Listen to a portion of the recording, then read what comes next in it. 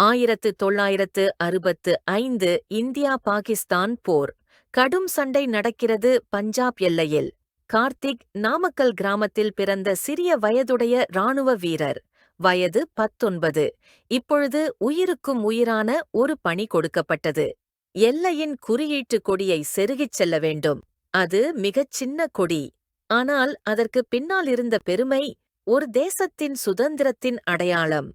கார்த்திக் நெடுநேரம் நடந்து துப்பாக்கிச் சண்டைகளைக் கடந்து முன்னேறுகிறார். காற்றில் மண்ணும் இரத்தமும் கலந்தன. பாகிஸ்தான் வீரர்கள் நெருங்குகிறார்கள். அவர் ஒளிந்து கொள்கிறார். ஒரு கல் ஓரத்திலிருந்து தூசி பிடித்த முகத்துடன் கொடியை அள்ளிக்கொண்டு ஓடுகிறார். அவனது தோளில் ஒரு குண்டு பட்டு காயம் ஏற்படுகிறது. ஆனால் கார்த்திக் நிற்க மாட்டான். அவன் மூச்சு தண்ணீரைப் போல் சுழற்சியடிக்கிறது. அவன் விரல் நடுங்குகிறது. கடைசியாக ஒரு சிறிய மண்ணற்ற குன்றின் மீது ஏறி அந்த சின்ன இந்தியக் கொடியை நட்டுவிடுகிறான். பின்னர் அவன் வீழ்ந்தான். மிகுந்த மௌனத்தில் அந்த சிறிய கொடி காற்றில் பறக்கிறது.